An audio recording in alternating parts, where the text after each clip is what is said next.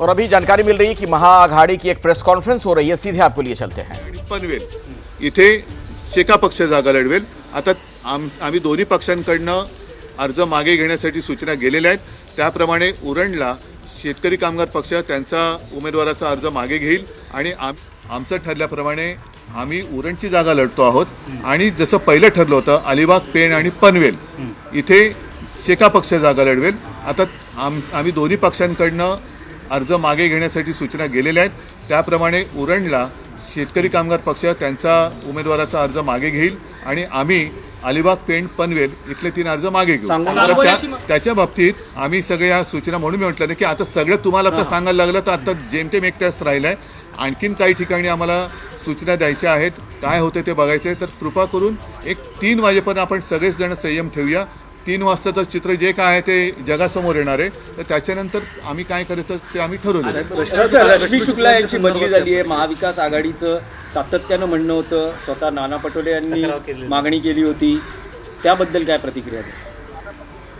Election कमिशनने घेतलेला निर्णय अतिशय योग्य निर्णय आहे। माझ्या मते ही राज्य सरकारला संबंधित दिली ज्या व्यक्तीचा कालखंड संपलेला आहे आणि त्याच्याबद्दल जाहीरपणाने अनेक लोक बोलतात सत्तेचा गैरवापरच्या संबंधीचं, अशा व्यक्तीला एक्सटेन्शन देऊन त्यांच्या कालखंडामध्ये ही निवडणूक घेण्याचा प्रयत्न हा अश्लाघ्य प्रयत्न होता। इलेक्शन कमिशनने योग्य निर्णय घेतला।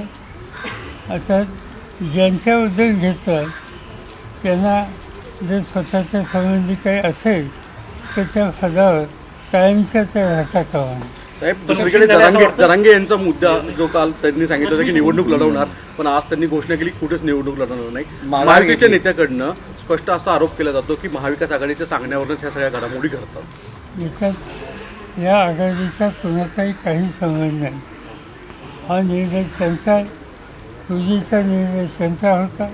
मला आनंद आहे की त्यांनी हा निर्णय घेतला आणि त्याचे एकच कारण आहे आनंद व्यक्त करण्याचं। ते सतत सांगतात की भाजप हा आमचा विरोध आहे। या पद्धतीने उमेदवार ठेवले असते तर त्याचा लाभ भाजपकडे झाला असता। त्या पार्श्वभूमीवर त्यांचा निर्णय योग्य आहे। सर हिंदी राव साहब, हिंदी में आज मीटिंग हुई राव साहब, एक हिंदी में सर एक मिनट सर मीटिंग हुई आज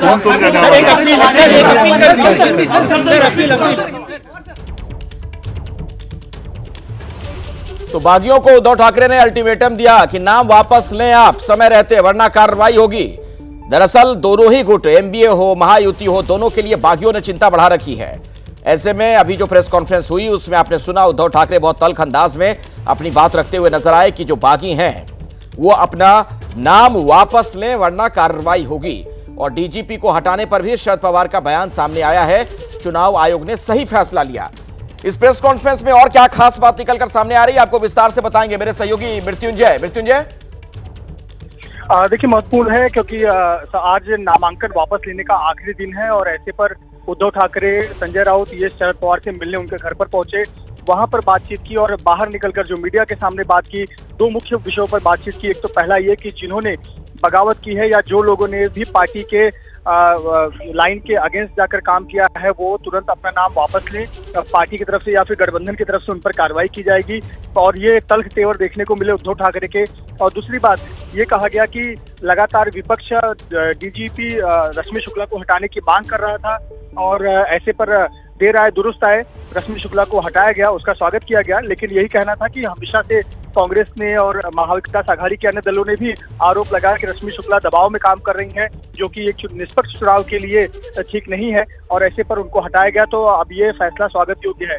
तो ये 2 बातों पर जोर दिया और बहुत महत्वपूर्ण है। इसका मतलब एक साफ संदेश दिया गया है उन बागियों को जो कि गठबंधन धर्म के खिलाफ जाकर लोगों ने नामांकन किया है। उद्धव ठाकरे ने तो संदेश साफ दे दिया है, लेकिन क्या वाकई में इनके उद्धव ठाकरे के कहने का असर बागियों पर पड़ेगा? और जो 14 सीटों पर, लगभग महाराष्ट्र की 14 सीटें ऐसी है जहां महाविकास आघाड़ी के बागी चुनाव में खड़े हुए हैं, क्या वो नामांकन वापस लेंगे और महाविकास आघाड़ी की राह आसान करेंगे? ये बड़ी चुनौती है। एक तरफ हम देख रहे हैं कि महायुति में कई नेताओं को मना लिया गया है, नामांकन वापस लिए जा रहे हैं, तो ये क्या स्थिति महाविकास आघाड़ी में भी? अब ऐसे में एक सवाल है, मेरे साथ वैभव परब जुड़े हुए, उनसे समझना चाहूंगा मैं इस पर। वैभव, क्या ये जो बागी हैं, चाहे दोनों तरफ हो, महायुति हो महाविकास आघाड़ी हो, क्या ये खेल खराब भी कर सकते हैं कुछ? ये बिल्कुल खेल खराब करने के लिए ये बागियों को उतारा गया है, क्योंकि देखो पार्टी में 2-2.5 साल 5 साल काम करने के बाद हर एक नेता का काम होता है कि पूरे 5 साल काम करने के बाद विधायक बनने की कोशिश करते हैं। देखो अब विधायक बनने का मौका अगर पार्टी से नहीं दिया जाता है तो बागियों के रूप से ये मैदान में उतरते हैं। देखो अब महायुति में ही देखा जाए तो शिवसेना और भाजपा के खिलाफ कई ऐसे नेता है जो एक दूसरे का खेल बिगाड़ने के लिए तैयार है। दूसरी तरफ उद्धव ठाकरे यहाँ पे समझदारी दिखा रहे हैं, शरद पवार भी समझदारी दिखा रहे हैं, लेकिन अभी तक बागियों को समझाने के लिए वो कामयाब नहीं हो पाए हैं। देखो अब महाविकास आघाड़ी एक दूसरे के खिलाफ अगर उम्मीदवार उतारती है तो कांग्रेस और राष्ट्रवादी कांग्रेस यानी शरद पवार की पार्टी, इनके कई सारे उम्मीदवारों को नुकसान पहुंचा जा सकता है।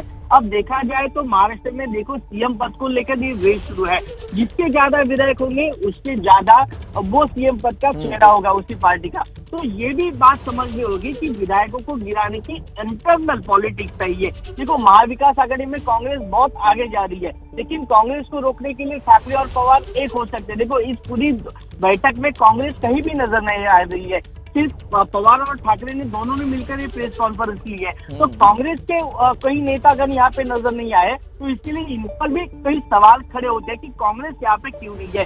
दूसरी तरफ देखा जाए तो भाजपा नहीं, ये बहुत ही महत्वपूर्ण बात आप बता रहे हैं वैभव। एक ऐसे मौके में जबकि चुनाव में बस कुछ ही दिन बचे हैं, अब कांग्रेस अगर इस तरह से नजर नहीं आएगी सार्वजनिक मंचों पर टॉप लीडरशिप के साथ, जो उनके ग्रुप के हैं, जो गुट के हैं, तो इसका मतलब क्या निकाला जाएगा फिर? जी बिल्कुल वही है कि पहले दिन से महाविकास आघाड़ी में कांग्रेस ने अपनी अलग भूमिका रखी है, उद्धव ठाकरे पवार की अलग भूमिका रही है।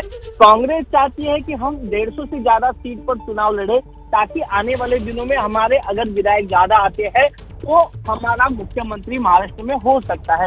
लेकिन कांग्रेस का ये जो कहना था वो ठाकरे और पवार ने पूरी तरह से इनकार कर दिया और सभी पार्टियों को समसमान जगह है वो देने का एक प्रस्ताव मंजूर कर दिया है। इसके लिए कांग्रेस के खाते में कम जगह आई है, तो उसी को लेकर कांग्रेस कई दिनों से नाराज भी चल रही है। महाराष्ट्र में कांग्रेस अपना प्रचार खुद कर रही है। देखा जाए तो कांग्रेस ने अपनी तैयारी भी शुरू कर दी है, रैलियां शुरू कर दी है, हर एक जगह पर कांग्रेस के नेतागण जा रहे हैं और अपना प्रचार कर रहे हैं। दूसरी बात यह है कि महाविकास आघाड़ी के बाद महायुति की हम बात करेंगे तो मुख्यमंत्री एकनाथ शिंदे खुद वर्षा बंगलों पे अपने सभी नेताओं से बातचीत कर रहे हैं और नामांकन पीछे लेने की कोशिश कर रहे हैं, क्योंकि यहाँ पे भाजपा और मनसे इसमें कोई सफलता मिलती दिख रही वैभव आपको, बागियों को मनाने की जो कोशिश की जा रही है? जी देखिए 1 घंटा बचा है, 1 घंटे में जितनी कोशिश मुख्यमंत्री कर रहे हैं उतनी अभी 1 घंटे के बाद पता चलेगा। लेकिन ये बात तो साफ तौर पर तय है कि उनको 50% सफलता यहाँ पे मिल रही है, क्योंकि यहाँ का एक समीकरण में अखिलेश आपको बताना चाहूंगा कि एक तरफ राज ठाकरे और भाजपा एक तरफ है और दूसरी तरफ मुख्यमंत्री एकनाथ शिंदे है। अब माहिम विधानसभा की बात करेंगे तो माहिम विधानसभा में एकनाथ शिंदे के उम्मीदवार सदाश सरवनकर वहां पे चुनाव लड़ रहे हैं, जो पिछले 30 साल से लोक प्रतिनिधित्व कर रहे हैं। अब उनको पीछे लेने के बाद मनसे का प्रस्ताव ये भी आ रहा है कि अगर सदाश सरवनकर अमित ठाकरे यानी राज ठाकरे के बेटे के चुनाव के बाद पीछे हटते हैं तो मनसे भी वहां मुंबई की 7-8 सीटें तोड़ सकती है। दूसरी बात यह है कि महायुति ने भी प्रस्ताव दिया है सदाश सरवनकर को कि अमित ठाकरे के लिए आप अगर जगह छोड़ते हैं तो आपको विधान परिषद पर लिया जाएगा और पहले ही मिनिस्टर की शपथ विधि के समय आपको शपथ दी जाएगी मंत्री पद की। तो देखिए अब सब प्रपोजल दिया जा रहा है, लालच दी जा रही है, लेकिन इसको लेकर कौन कितना नेता आग्रही है उसका है, कौन आगे जाएगा कौन पीछे रहेगा, ये अभी घंटों में ठीक है। तो नजर बना कर रखिएगा वैभव परब, इस पर जैसे ही कुछ अपडेट होगा दर्शकों तक वो जानकारी आगे हम पहुंचाएंगे। मेरे साथ मृत्युंजय भी जुड़े हुए थे। मृत्युंजय आपका भी धन्यवाद।